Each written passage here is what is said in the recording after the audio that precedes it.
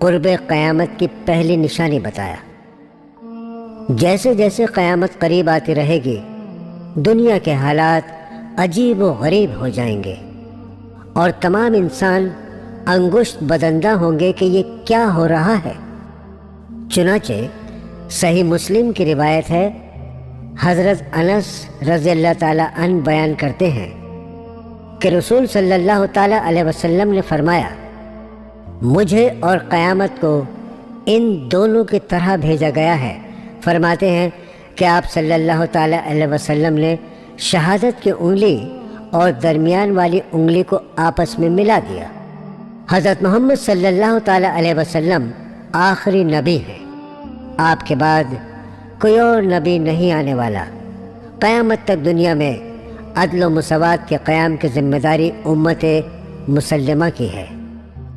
اسلام نے دنیا کے سامنے عدل و مساوات کا جو نظام پیش کیا ہے، اس سے تمام ظالموں، سرمایہ داروں، سود خوروں، چھوت چھات اور نسل پرستی میں یقین رکھنے والوں کو خطرہ ہے، اور یہ طاقتیں روز اول سے ہی اسلام کے خلاف صف آرا ہیں۔ حضرت محمد صلی اللہ تعالیٰ علیہ وسلم نے اپنے سماج کے سب سے نچلے طبقے یعنی غلاموں کو اپنے ساتھ بٹھایا اور انہیں برابری کا درجہ دیا، تو اس وقت کے نسل پرست اور عدم مساوات کے عقیدے کو ماننے والے آپ صلی اللہ تعالیٰ علیہ وسلم کے خلاف ہو گئے۔ آپ ہجرت کر کے مدینہ تشریف لائے تو وہاں عرب اکثریت میں ہونے کے باوجود یہودی مہاجنوں کے سامنے مجبور تھے۔ یہودی انہیں سود پر پیسہ ادھار دیتے تھے، اور انہوں نے ایک ایسا نظام بنا رکھا تھا کہ مدینہ کے دونوں قبائل اوس اور خزرج آپس میں دست و گریباں رہے، وہ معاشی طور پر کمزور رہے اور تجارت، زراعت، شادی بیاہ اور دیگر تقاریب کے لیے یہودیوں کے سامنے ہاتھ پھیلائیں۔ جب آپ صلی اللہ تعالیٰ علیہ وسلم نے سود لینا اور دینا دونوں حرام قرار دے دیے اور ان قبیلوں میں ایسا سمجھوتا کرا دیا کہ وہ بھائی بھائی ہو گئے، تو یہودی تمام حقائق کو جانتے ہوئے کہ عرب میں ایک نبی آنے والا ہے، اس کی تمام نشانیاں واضح ہیں، آپ کے خلاف ہو گئے، کیونکہ وہ سودی نظام معیشت کو قائم رکھنا چاہتے تھے۔ لہٰذا انہوں نے اسلام کو ختم کرنے اور اس کے معاشی نظام کو نیست و نابود کرنے کی سازشیں شروع کر دیں۔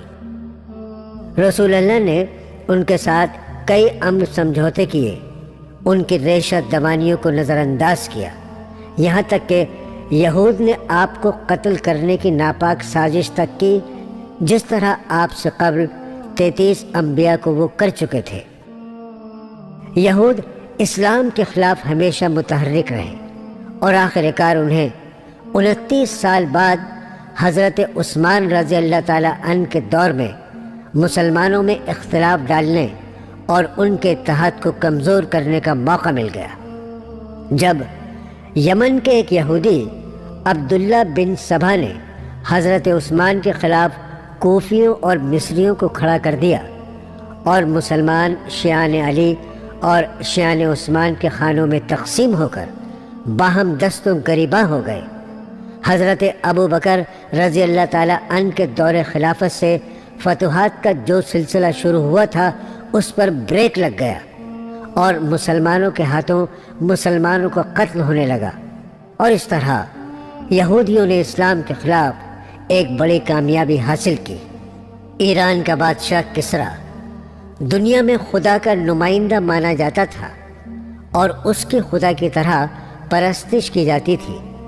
ایران میں رائج زرتشتی مذہب بھی اسے خدا کا نمائندہ قرار دیتا تھا۔ وہاں عوام کی حیثیت بھیڑ بکریوں جیسی تھی۔ بادشاہ، امراء اور دینی رہنما عیش و عشرت کی زندگی گزارتے تھے، ان کے لیے قانون میں کوئی سزا نہیں تھی، تمام قوانین رعایا کے لیے تھے۔ مسلمانوں نے ایران فتح کر کے اسلام کا مساوی اور اخلاقی نظام رائج کیا۔ 600 سالوں سے بادشاہ کو خدا ماننے والی قوم کے حلق سے اسلام کی یہ دینی تعلیمات نیچے نہیں اتری اور وہ اسلام کے خلاف ہو گئے۔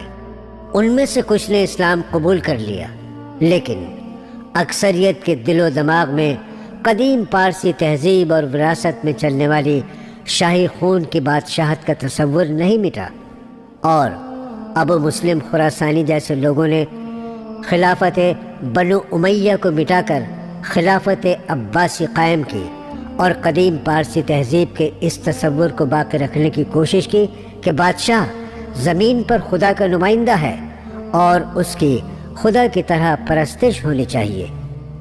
اس عقیدے نے اسلام کے مساوات و عدل قائم کرنے کے نظام کو زبردست نقصان پہنچایا، اور وہ خلافت جو انسانوں کی خدمت اور دنیا سے ظلم و ستم مٹانے کے لیے قائم کی گئی تھی، وہی خلافت غاصبانہ قبضے، ظلم و ستم، حکمراں طبقے کو ہر قسم کی رعایت دینے کا ذریعہ بن گئی۔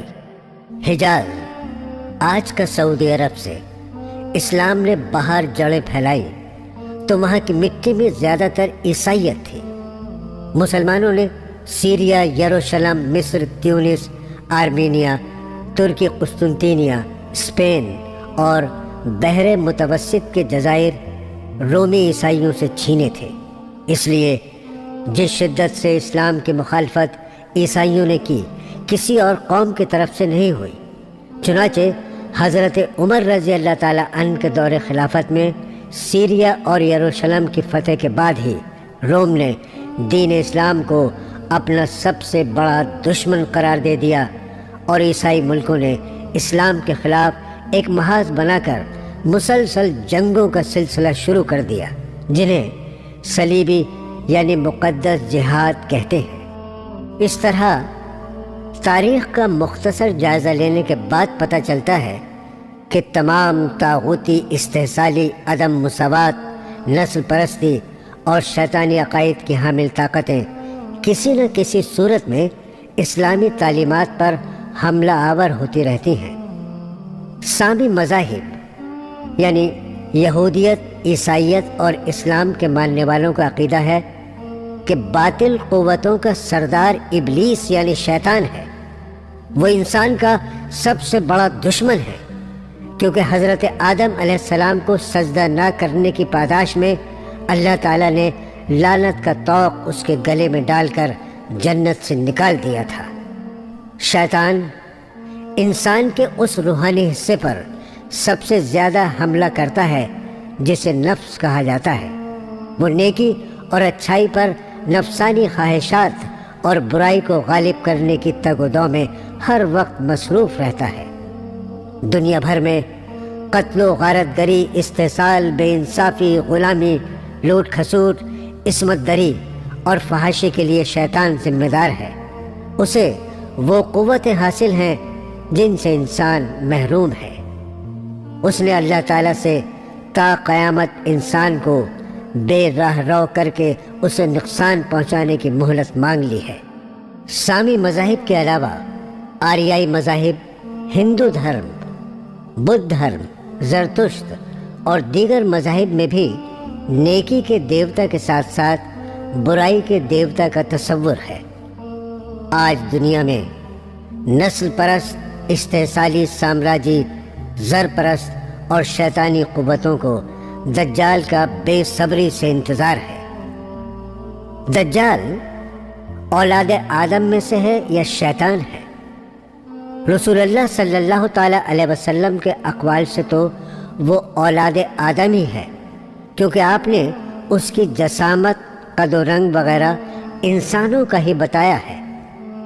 مختلف احادیث میں اس کی صفات اس طرح بیان فرمائی ہیں کہ وہ جوان مرد ہوگا، پستہ قد ہوگا، اس کا رنگ سرخ ہوگا، چوڑے سینے والا اور کشادہ پیشانی والا ہوگا، اس کی داہنی آنکھ خراب ہوگی، وہ پچکے ہوئے انگور جیسی لگے گی، جبکہ بائیں آنکھ پر موٹا ناخونہ ہوگا، اس کے دونوں آنکھوں کے درمیان کاف فے رے لکھا ہوگا، اسے ہر مسلمان پڑھ لے گا، خواہ وہ لکھنا پڑھنا جانتا ہو یا نہ جانتا ہو، اس کے کوئی اولاد نہیں ہوگی۔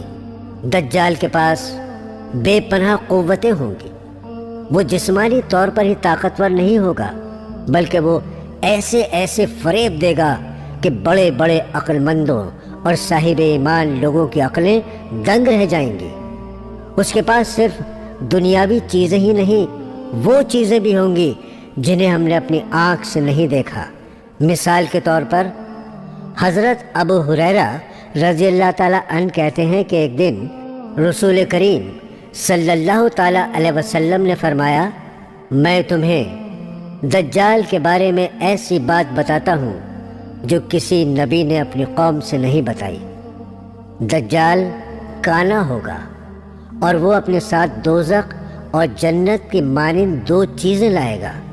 پس وہ جس چیز کو جنت کہے گا حقیقت میں آگ ہوگی، لہذا میں تمہیں دجال سے ڈراتا ہوں جس طرح نوح علیہ السلام نے اپنی قوم کو ڈرایا تھا۔ ایک ایمان والے شخص کو دجال کے سامنے لایا جائے گا، وہ شخص کہے گا کہ ہرگز نہیں، تو جھوٹا مسیح ہے۔ دجال کی طرف سے اسے چیرنے کا حکم دیا جائے گا، اسے سر کی طرف سے آرے سے چیرا جائے گا، سر اور دونوں پاؤں الگ الگ کر دیے جائیں گے۔ دجال اتراتا ہوا اس کے چرے ہوئے بدن کے بیچ میں ٹہلے گا اور پھر کہے گا، کھڑا ہو جا۔ وہ ایمان والا شخص بالکل سیدھا کھڑا ہو جائے گا۔ تب دجال اس سے پوچھے گا، اب تو مجھ پر ایمان لے آئے گا؟ وہ شخص جواب دے گا، ہرگز نہیں، اب تو میرا یقین اور پختہ ہو گیا اور میری بصیرت اور بڑھ گئی۔ جس طرح تو نے مجھے پہلے قتل کیا اور پھر دوبارہ زندہ کیا، اس سے مجھے کامل یقین ہو گیا کہ تو ہی جھوٹا دجال ہے۔ رسول اکرم صلی اللہ تعالیٰ علیہ وسلم نے فرمایا، دجال اس شخص کو پکڑ کر دوبارہ ذبح کرنا چاہے گا، مگر ہنسلی کی ہڈی تک اس کی گردن کو تانبے کا بنا دیا جائے گا، یعنی کوئی ہتھیار اس پر اثر نہیں کرے گا۔ اس کے علاوہ دجال بارش کا حکم دے گا تو بارش ہونے لگے گی۔ اس کے پاس خوراک کے بڑے بڑے ذخیرے ہوں گے، اس کی رفتار اتنی تیز ہوگی کہ وہ لمحوں میں کئی کلومیٹر سفر طے کر لے گا۔ جس سواری پر وہ سوار ہوگا اس کے دونوں کناروں کے درمیان 40 گز کا فاصلہ ہوگا۔ ہمارا خیال ہے وہ سواری کوئی تیز رفتار جہاز ہوگا۔ بائبل میں دجال کو اینٹی کرائسٹ کہا گیا ہے، جو دنیا میں ہر طرف بدی پھیلائے گا۔ وہ نیکیوں کو ختم کرنے والا اور دنیا کا امن و امان برباد کرنے والا ہوگا۔ بائبل کی جن عیسائی علماء نے تفسیر لکھی ہے، ان کا دعویٰ ہے کہ وہ تمام انسانوں پر سیاسی، معاشی اور مذہبی غلبہ حاصل کر لے گا۔ وہ کھل کر خدائی کا دعویٰ کرے گا اور حق کی مخالفت کرے گا۔ بائبل میں کہیں اسے درندہ تو کہیں امن و امان کا دشمن کہا گیا ہے۔ حضرت فاطمہ بنت قیس نے یہ واقعہ بیان کیا ہے۔ ایک روز رسول اللہ صلی اللہ تعالیٰ علیہ وسلم نے مسجد میں موجود لوگوں سے مسجد کے باہر نہ جانے کو کہا کہ میں نے تمہیں اس لیے جمع کیا ہے کہ تمیم داری جو ایک نصرانی شخص تھا آیا اور مسلمان ہوا، اور اس نے مجھ کو ایک ایسا واقعہ سنایا جو مسیح دجال کے بارے میں ان باتوں کے مطابق ہے جو میں تمہیں بتایا کرتا ہوں۔ مجھ سے تمیم داری نے بیان کیا کہ وہ ایک دن قبیلہ جذام کے 3 آدمیوں کے ساتھ ایک بحری کشتی میں سوار ہو کر روانہ ہوا، اور پانی کی لہر 1 مہینے تک کشتی کے سواروں سے کھیلی، یعنی لہریں کشتی کو ادھر ادھر اٹھا کر پھیرتی رہیں، یہاں تک کہ اس موج نے کشتی کو غروب آفتاب کے وقت ایک جزیرے کے قریب پہنچا دیا، اور سارے سوار چھوٹی کشتیوں میں بیٹھ کر جو بڑی کشتی سے جڑی ہوئی تھیں جزیرے میں پہنچ گئے۔ وہاں انہیں ایک چوپایا ملا جو بہت بالوں والا تھا، اور بالوں کی کثرت سے یہ معلوم نہیں ہوتا تھا کہ اس کا آگا پیچھا کہاں ہے۔ لوگوں نے اسے دیکھ کر بڑی حیرت سے کہا کہ تجھ پر افسوس ہے کہ تو کون ہے اور کیا ہے، یعنی تیری اصل اور ماہیت کیا ہے۔ اس چوپائی نے جواب دیا کہ میں جاسوس اور خبر رساں ہوں، تم لوگ میرے ساتھ اس شخص کے پاس چلو جو محل میں ہے اور تمہاری خبریں سننے کا بہت شوق ہے۔ تمیم داری نے بیان کیا کہ جب اس چوپائی نے ہم سے ایک شخص کے پاس چلنے کو کہا تو ہمیں بڑا ڈر لگا کہ وہ شخص کہیں انسان کی شکل و صورت میں شیطان نہ ہو۔ بہرحال ہم تیزی سے اس چوپائی کے ساتھ چل دیے اور جب دیر میں داخل ہوئے تو کیا دیکھتے ہیں کہ وہاں ایک بہت بڑے ڈیل ڈول والا نہایت خوفناک شخص موجود ہے۔ اس جیسی شکل و صورت والا آدمی ہم نے پہلے کبھی نہیں دیکھا تھا۔ وہ نہایت مضبوط رسی سے بندھا ہوا تھا، اس کے ہاتھ گردن تک اور گھٹنوں کے درمیان سے ٹخنوں تک لوہے کی زنجیر سے جکڑے ہوئے تھے۔ ہم نے اس کو دیکھ کر بڑی حیرت کے ساتھ کہا کہ تجھ پر افسوس ہے، تو کون ہے اور کیا ہے؟ اس نے جواب دیا، جب تم نے مجھ کو پا لیا اور معلوم کر لیا اور یہاں تک پہنچنے میں کامیاب ہو گئے ہو تو اب میں تم سے اپنے بارے میں کچھ نہیں چھپاؤں گا، سب کچھ بتا دوں گا، لیکن پہلے مجھے اپنے بارے میں بتاؤ کہ تم کون ہو اور کہاں سے آئے ہو۔ ہمارے لوگوں نے بتایا، ہم عرب لوگ ہیں، بحری کشتی یعنی جہاز سے سوار ہوئے تھے، سمندری طوفان نے ہمیں 1 مہینے تک گھیرے رکھا اور ہماری کشتی نے یہاں لا کر چھوڑا۔ ہم جزیرے میں اتر گئے، یہاں ہمیں ایک بالوں والا چوپایا ملا اور اس نے کہا کہ میں جاسوس ہوں، تم لوگ اس کے پاس جاؤ جو محل میں ہے۔ چنانچہ ہم بڑی تیزی کے ساتھ تیرے پاس چلے آئے۔ کئی باتوں کے بعد اس نے پوچھا، مجھے اہل عرب کے نبی کے بارے میں بتاؤ، اس نے کیا کیا؟ ہم نے کہا، انہوں نے مکہ چھوڑ دیا ہے اور اب یثرب یعنی مدینہ کو ہجرت کر گئے ہیں۔ اس نے پوچھا، کیا عرب کے لوگ ان سے ڈرتے ہیں؟ ہم نے کہا، ہاں۔ پھر اس نے پوچھا، انہوں نے عربوں کے ساتھ کیا معاملہ کیا؟ ہم نے اس کو بتایا کہ وہ نبی عربوں پر غالب آ گئے ہیں، جو ان کے قریب ہیں انہوں نے ان کی اطاعت قبول کر لی ہے۔ اس نے کہا، ان لوگوں کا ان کی اطاعت کرنا ہی بہتر ہے، اور اب میں تمہیں اپنے بارے میں بتاتا ہوں۔ میں در حقیقت مسیح یعنی دجال ہوں، اور وہ زمانہ جلد آنے والا ہے جب مجھ کو نکلنے کی اجازت مل جائے گی۔ اس وقت میں نکلوں گا اور 40 دنوں تک دنیا میں پھروں گا، یہاں تک کہ کوئی آبادی نہیں چھوڑوں گا جس میں داخل نہیں ہوں گا، سوائے مکہ اور مدینہ کے۔ یہ دونوں شہر مجھ پر حرام قرار دیے گئے ہیں۔ اس ممائنت کی صورت یہ ہوگی کہ جب میں ان دونوں شہروں میں سے کسی میں داخل ہونا چاہوں گا تو میرے سامنے ایک فرشتہ آ جائے گا جس کے ہاتھ میں ننگی تلوار ہوگی۔ وہ فرشتہ مجھے اس شہر میں داخل ہونے سے روکے گا۔ راوی کہتے ہیں کہ رسول اللہ صلی اللہ تعالی علیہ وسلم نے تمیم داری کا یہ واقعہ بیان کرنے کے بعد صحابہ پر اپنی خوشی ظاہر کی کہ دیکھو، دجال کے بارے میں تمہیں کچھ بتاتا تھا، اس کی پوری تصدیق اور تائید اس واقعے سے ہو جاتی ہے۔ نیز آپ صلی اللہ تعالی علیہ وسلم نے تمام شہروں پر مدینہ کی فضیلت اور بڑائی کو ظاہر کرنے کے لیے جوش میں اپنے عصا کو منبر پر مار کر 3 مرتبہ فرمایا، یہ ہے طیبہ، یہ ہے طیبہ یعنی مدینہ۔ پھر فرمایا، یاد رکھو میں تمہیں یہی بات بتایا کرتا تھا۔ صحابہ نے کہا، ہاں آپ ہمیں اسی طرح کی بات بتایا کرتے تھے۔ اس کے بعد آپ نے فرمایا، جان لو دجال شام کے سمندر میں ہے، وہ مشرق سے نکلے گا۔ یہ فرما کر آپ نے ہاتھ سے مشرق کی جانب اشارہ کیا۔ تمیم داری کا واقعہ کوئی دیو پریوں کی کہانیوں کا قصہ نہیں ہے۔ ایک صحابی رسول صلی اللہ تعالی علیہ وسلم نے آپ سے جو کچھ بیان فرمایا آپ نے اس کی تصدیق فرمائی۔